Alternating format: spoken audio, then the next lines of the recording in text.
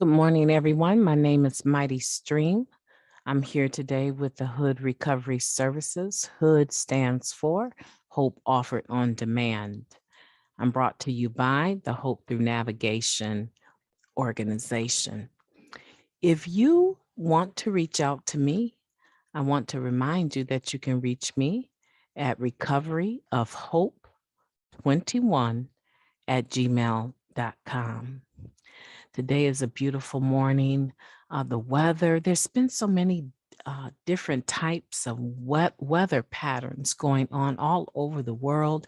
I hope that you are watching the news and paying attention to the weather so that you are alerted in case there's an emergency. A lot of beautiful things as well in the heavens. So I'm encouraged. It's a beautiful day. Today is April 1st. Wow, April 1st of 2022. I am amazed. We finally have made it into the month of April, and April is typically a wonderful month for me. And so I'm excited. I'm excited about all that my God has for me this month. I'm looking forward to the day, and I hope that you're looking forward to your day as well. Let's get right into it. And it's Friday. Can you imagine that? It's Friday on April 1st. That's even more exciting. Time to relax and enjoy our families from a hard week's work. Let's get into the just for today. It says, love and addiction. Oh my goodness. April 1st, love and addiction. Some of us first saw the effects of addiction on the people closest to us. We were very dependent on them to carry us through life. We felt angry, disappointed, and hurt when they found other interests, friends, and loved ones. That's taken from the basic text, page 7. Addiction affected every area of our lives. Just as we sought the drug that would make everything all right, so we sought people to fix us. We made impossible demands, driving away those who had anything of worth to offer us.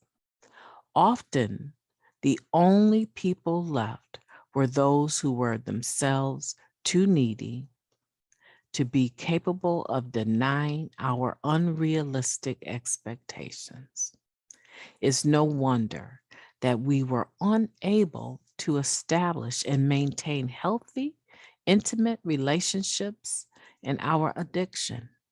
Today, in recovery, we've stopped expecting drugs to fix us. If we still expect people to fix us, perhaps it's time to extend our recovery program to our relationships.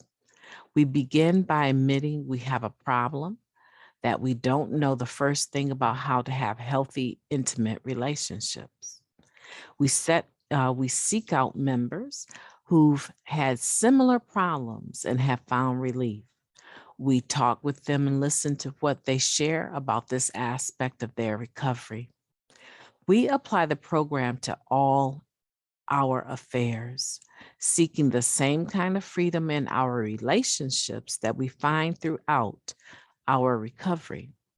Just for today, loving relationships are within my reach.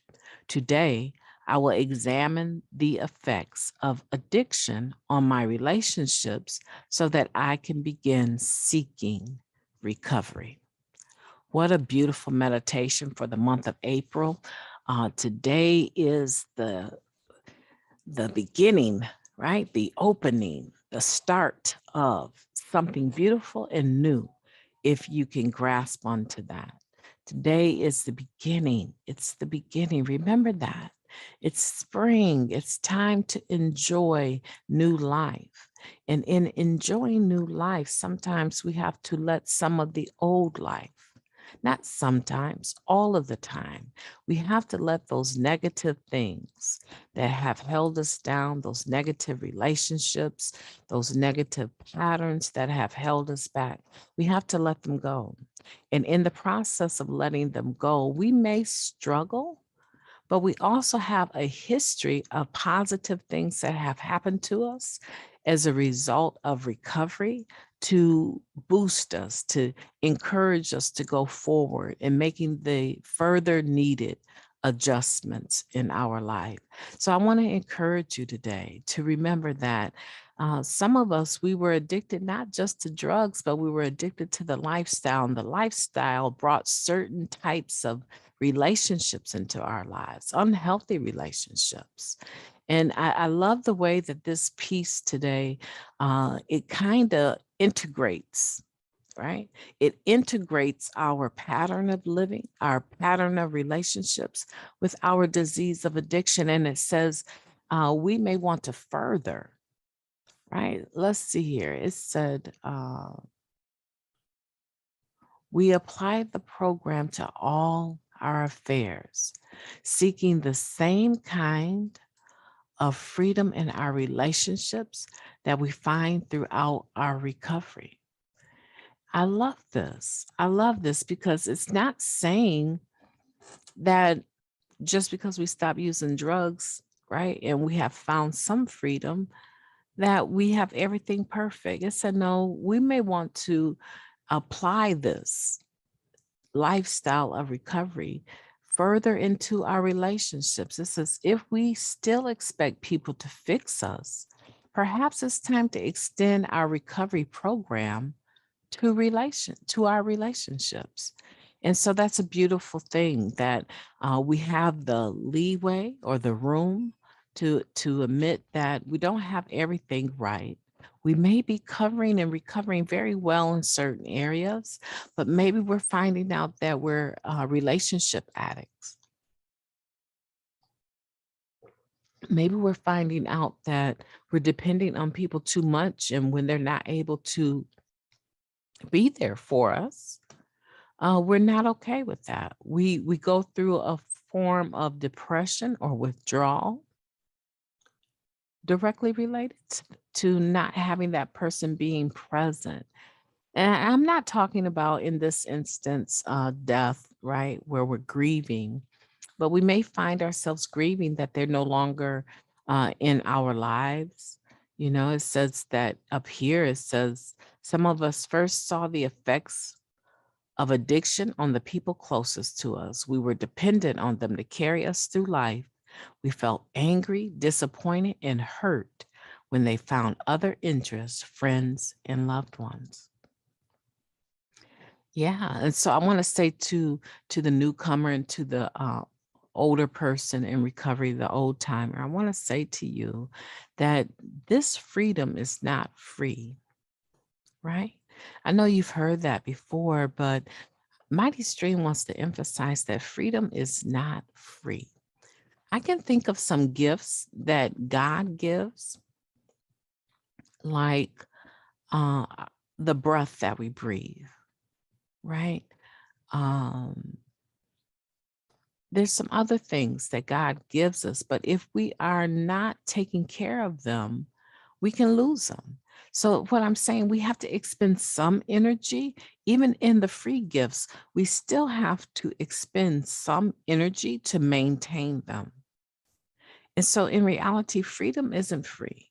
There's some level of sacrifice, some level of due diligence, some level of maintenance and nurturing that we all have to do with everything that is in our life, everything that we want to keep, right? The things that we're not interested in keeping, we can lop them off at any point in time. There may be some consequences for that, right? But if the end fruit, the end game is that you're going to have vitality and energy, and you have this spirit or aura about you where you are taking life on and you are passionate about what you're doing, some of those things that you have to lop off in order to get that, you can just compare them to weeds in your garden. You have to pull them up. You have to uproot those weeds. You have to get rid of them if you are planning to see a beautiful garden. Yeah. And so we want to be serious about that today. Love and addiction. We want to handle our addiction to individuals the same way we handled our addiction to drugs. We want to first admit that we have a problem. And if we have a problem, then at that point, after admitting it, we can come to believe that we can be restored to what? Sanity. And then we go on to that third step and turn our will and our life over to the care of God as we understand Him, right? And we can do that. God, higher power, I'm tired. I don't want to do this anymore. I need to be free of this dead weight around me. I have to let this go because the minute this person isn't loving and kind to me, I go into a deep depression. The minute they don't call me at a certain time or respond to a text or like my post or love my post, right? I go into the schism of thinking that I have no value, right? These are cognitive behaviors that can be transformed into positive behaviors, but we have to be willing to do the work. And that's really all I'm saying is be ready to roll your sleeves up and do the work to attain and maintain the level of freedom that I believe God wants every human to experience. The ability to love and be loved, the ability to value and be valued, right? To have self-esteem, not because of who's in your corner, not because of who's loving you today, but to have self-esteem because it's who you are on the inside. You feel good about you. I just, anyone that thinks that we're born with that, we may be born with all that positivity, but at some point in time, it changes.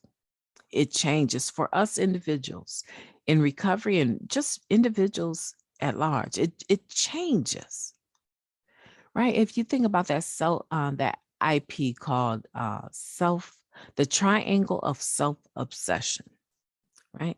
And in that IP, it says to us that we were like babies. And as babies, we come into the world and we understand that our needs are met. We cry and our needs are met.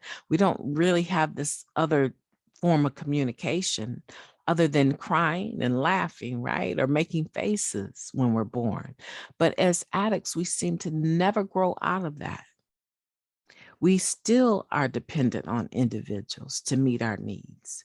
Everything is centered around ourselves. And we know that we have learned through the basic text that the core of our disease is self-centeredness. And so we find that we function constantly around what individuals can bring to us. But if we're going to recover, right? If we're going to come into the rooms, grab a seat and sit all the way down. And what I mean by that is to recover all the way. We need to be able to apply these spiritual principles in all our affairs. You'll be amazed how many things are resolved just by putting the principles of the 12 steps on them. And you get an opportunity to practice, to make perfect. You get an opportunity like with this reading. Now we may want to apply this level of freedom and recovery that we have found to another area in our lives. Right. And on that note, what I want to say is that's why it's important when you come into the rooms to get a sponsor and do the step work. Really, even if it takes a long time, but it's very important to get in the pattern of doing some self-analysis so that you can survey your land. You're your land, right? Your heart condition is your land, metaphorically speaking, right? You want to get in the position of surveying your land on a regular basis. And the steps, the working of the steps can do that for you. Like I can go out here in my backyard and I can survey it at a glance. I can say to my husband at a glance, those strawberries are going to be need to be uprooted this year and placed in a position where there's more sun. I can look at my yard and tell that at a glance that based on the grapes we got last year, there should be nothing else growing in that particular area of our yard. We're going to need to move some things. Oh, and by the way, I see that we have a tree. This tree is dead. And the weathers are picking up. They're saying we're going to have extreme wind in the next month or so. We want to consider getting an arborist and bringing that tree down. And yeah, that will help us out because we will get more sun. Right. So I'm in a position today where, and I don't claim that I do it all by myself. My husband really has taught me quite a bit about farming and planting and growing gardens and things like that. Right. So I'm in a position today where I know at a glance what belongs, what doesn't, what needs to be changed, what needs to be allowed to stay and nurtured. Right. For years, we had a single apple tree in the back, and we would hardly get any apples, barring all the birds and the squirrels, right? We wouldn't get any apples. And my husband, he said, we needed another tree. And I think if we go ahead and get that other tree and put it close by to that apple tree, that the single apple tree will do better. And do you know? I think it's been a couple years now that we've had, actually, we have 3 in the back now. But when we finally joined that single apple tree up with a couple others, the fruit of it improved, right? And so I just want to say sometimes we go into recovery. Oh, I know I'm teaching today. I didn't even plan on coming up with that one, right? I know that when we go into recovery and we try to take things on by ourselves, oh, we see some fruit. But how much better is the fruit we bear when we have a couple other people, a sponsor and someone else in our network, so that when our sponsor is not available, we have someone else we can turn to? Right. Sponsorship is not easy work. Let me just say that sponsorship is not easy work. I don't have a bell that you can jerk my chain and I'm just readily available. No, it's not easy work. And so sponsees need to understand you have to have someone else besides your sponsor in your corner, just like those apple trees. With all 3 of them, the fruit has improved. It's not where I want it to be, but it's better than just getting 1 or 2 apples. Okay. And that's the same thing in our recovery. We need to be able to apply these spiritual principles in all our affairs. And with practice, which is the point that I was making, with practice, you will be able to determine what you can keep and what needs to go relatively quickly, right? Remember, we read last week that our God's will becomes our own true will, right? And so at some point in time, you get in sync. There's this synergy between you and your higher power, your sponsor, and a couple other people, 1 or 2 other people in your network. There becomes this synergy. And as a result, you become accustomed to surveying your own spiritual condition. Relationships, the basic text tells us that relationships tend to be or can be a horribly painful area. I think I'm adding a couple words, but I think you get the gist of it, right? You know that the basic text says that relationships can be a terribly painful area because we tend to do what? We tend to set unrealistic expectations on ourselves and others. And then it tells us that when these expectations aren't met, we begin to recoil, we go backwards. So we are at that point experiencing like a spiritual, emotional relapse because it says that we stop going to meetings, we stop calling our sponsor, we stop writing the steps. We kind of go backwards because there's some sort of, I don't know what to call it, but I just say like there's some sort of guilt and shame that comes when we have failed relationships because a lot of times we believe that there's enough within us to sustain it. But what we keep failing to remember is that we have absolutely no control over the next person. We can only control ourselves, our responses, our actions, our reactions, right? And sometimes we get into a situation with someone in a relationship and man, their emotional intelligence is just not what it needs to be. Like you find that you're continually bumping heads with the same person over and over about things that you've discussed repeatedly. Yeah, you want someone that you can flow with, someone that you can be there for and can be there for you. And so some of us, we just need to take a look at this meditation at the beginning of spring. Imagine, imagine how your life would be without the worry and concern of that particular relationship. Get an ideal of what that would look like in your life. Maybe you're in a relationship with someone that is extremely jealous and you don't have a lot of freedom, or you're always having to pass over your phone so they could take a look at it, or you're always being asked before you leave the door and out to go out, hit the door to go out. They want to know when you're gonna come back, who you gonna be with, da da da da. And you just find, oh, this is suffocating.